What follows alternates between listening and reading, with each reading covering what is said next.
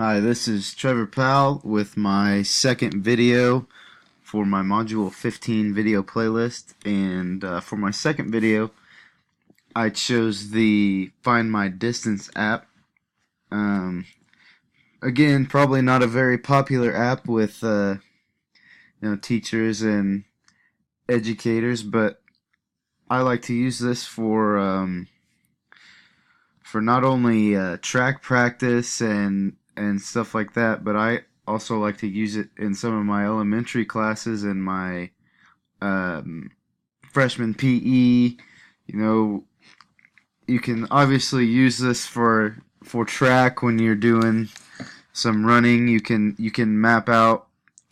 Um, you can use your finger actually and zoom in on the map of your area and draw out your route that you want them to run. It'll tell them how long the route is.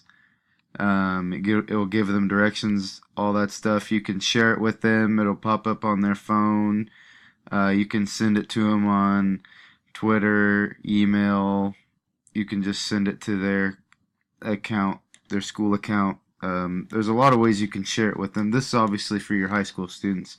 But for my elementary students, I've actually gone far enough as to draw a map through our hallways of our school, and we go for a certain distance because right now we're in a unit where we're slowly trying to work up towards running a full mile without having to stop or walk. It's a slow process for some of the kids, but we'll try to get there by the end of the year. But just sometimes we'll do fun things like that. Just have them run throughout the school.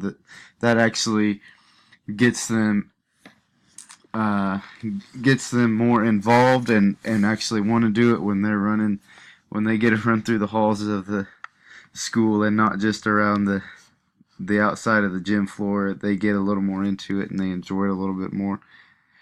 And yeah, like I said, I like using this app for my kids, all ages. I've used it for elementary, high school, whether it's PE, weights. I've used it for practice. It's a great app, and you can send it. It's so easy to draw your map, and it just tells them everything, gives them directions, tells them where they need to go. You can track them too. It's just a great app. Um, Thanks again. Make sure you stay tuned in for my third video.